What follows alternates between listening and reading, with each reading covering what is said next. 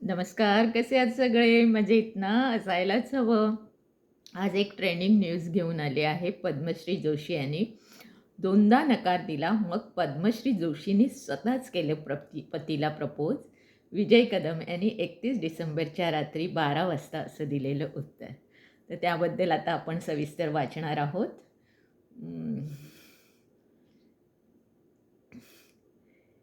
तर मी तुम्हाला वाचून दाखवते. जर आवडल्यास माझं चॅनल लाईक, शेअर आणि सबस्क्राईब करायला विसरायचं नाही. तर ऐका. 80 व 90च्या दशकात मराठी सिनेसृष्टीवर अधिराज्य गाजवणाऱ्या अभिनेत्यांपैकी एक म्हणजे विजय कदम.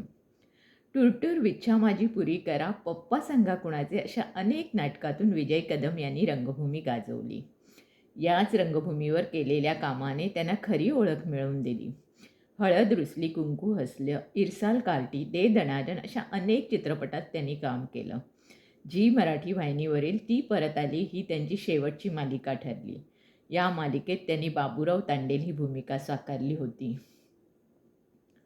10 ऑक्टोबर 2024ला विजय कदम यांचं निधन झालं. कर्करोगाशी दुसरी झुंज त्यांची अपयशी ठरली. त्यांच्या पश्चात पत्नी आणि मुलगा असा परिवार आहे.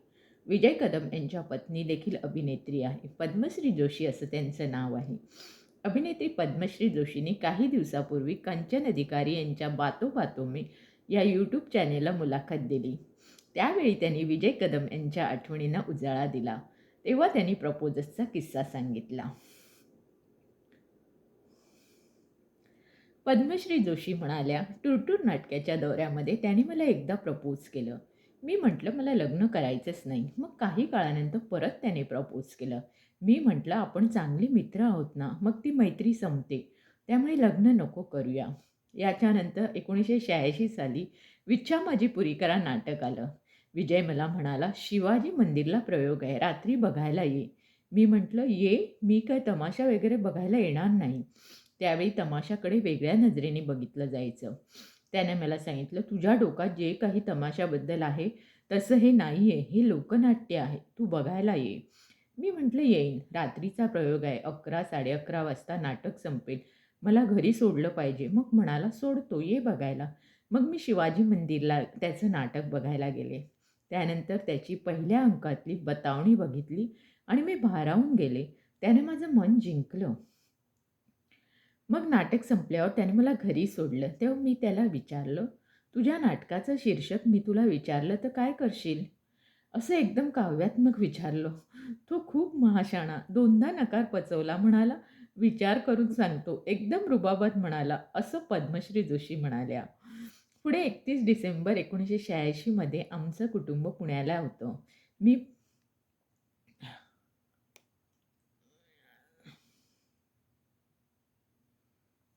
सॉरी. पुढे 31 डिसेंबर 1986मध्ये आमचं कुटुंब पुण्याला गेलं होतं.